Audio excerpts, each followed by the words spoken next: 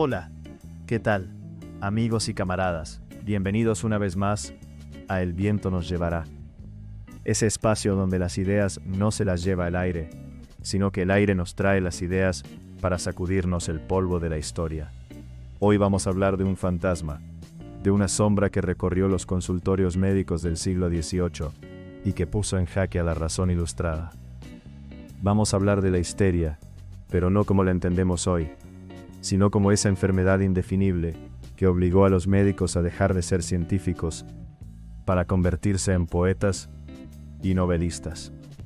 Imaginen el escenario. Estamos a principios del siglo XVIII, en Francia o en Inglaterra. Los médicos se encuentran ante un abismo. Tienen pacientes que sufren, que gritan, que convulsionan, pero no encuentran la causa física. La enfermedad se escapa, se esconde. Para combatir la incredulidad y la burla que rodeaba a estos padecimientos, a los que llamaban vapores, afecciones hipocondríacas o spleen, los doctores tuvieron que recurrir a la literatura. Ante la imposibilidad de definir la enfermedad con una lista de síntomas, porque estos cambiaban constantemente, optaron por la metáfora. La primera gran metáfora que conquistó la imaginación médica fue la de Proteo. Sí, ese dios marino de la mitología griega, capaz de cambiar de forma a voluntad. François Morisot, en 1668, nos dice que la histeria es como Proteo, una entidad mágica que se transforma en cualquier cosa. Pero escuchen bien, porque el uso de esta imagen mutó con el tiempo. Al principio era fascinación, pero para finales del siglo XVIII, con médicos como Victor Brussonet, Proteo ya no era una maravilla, sino un engaño. La histeria se convirtió en la enfermedad mentirosa, un camaleón que se disfraza de otras dolencias para burlar al médico y poner en riesgo su reputación. Pero la metáfora se volvió más violenta.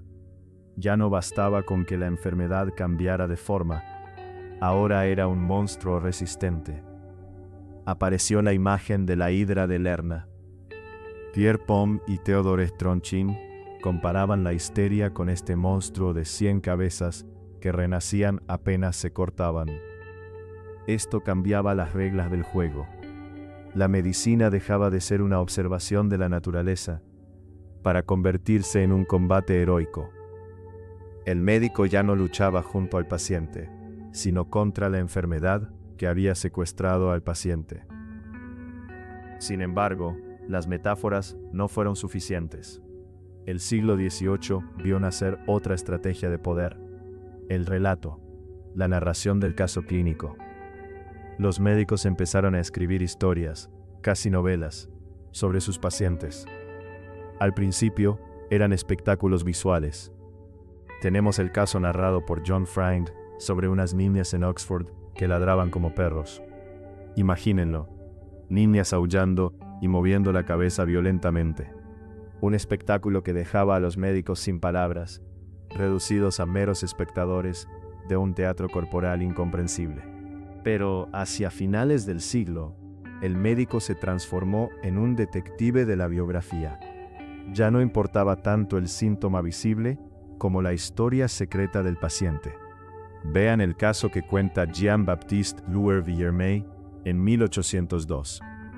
Una joven de 15 años, con convulsiones y delirios.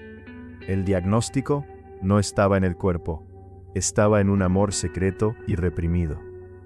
El médico se convierte en el lector de una novela que la paciente vive sin saberlo.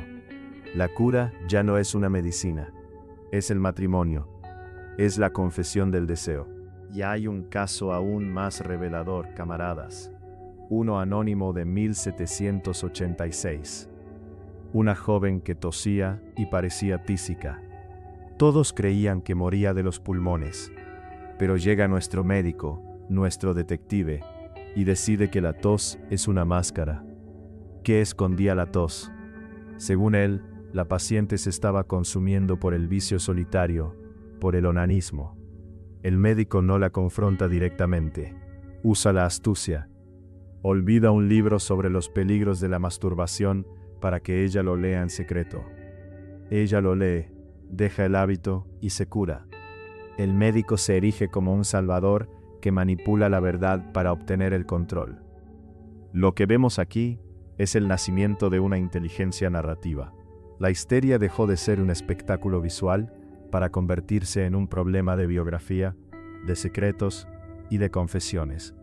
El médico se apropió de la vida del paciente, reescribiendo su historia para darle un sentido que el enfermo desconocía.